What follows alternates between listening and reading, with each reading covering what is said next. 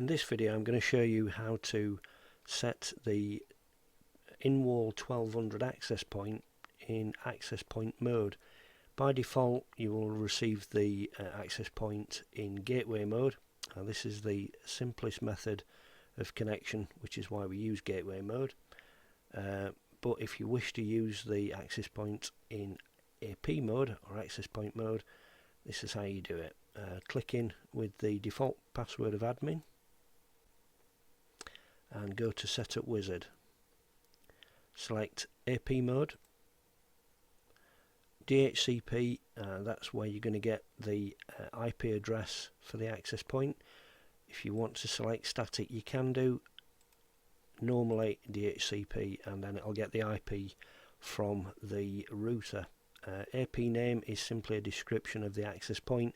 This is handy if you're using the access point through a gateway or on the cloud. Click Next.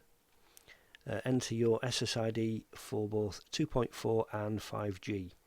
Now you can hide the SSID, a basic security feature. Give the Wi-Fi a password, and you can switch that off if you don't want to use that. So that then would be an open Wi-Fi, which would suggest you don't do. So give the Wi-Fi a password. The device password is the login password. Now you can set this to the same password as the Wi-Fi if you wish, or you can switch that off and you can enter your own. By default this is admin.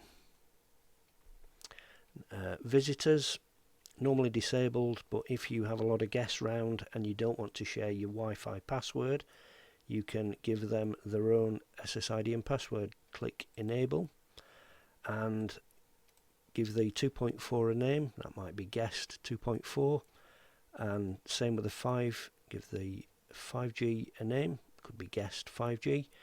You can either have this as an open network, so no password, or switch that on and give it a password, so they would log in with that password. Then click Apply. The device will then reboot, and you'll find that once it's rebooted it's now in access point mode.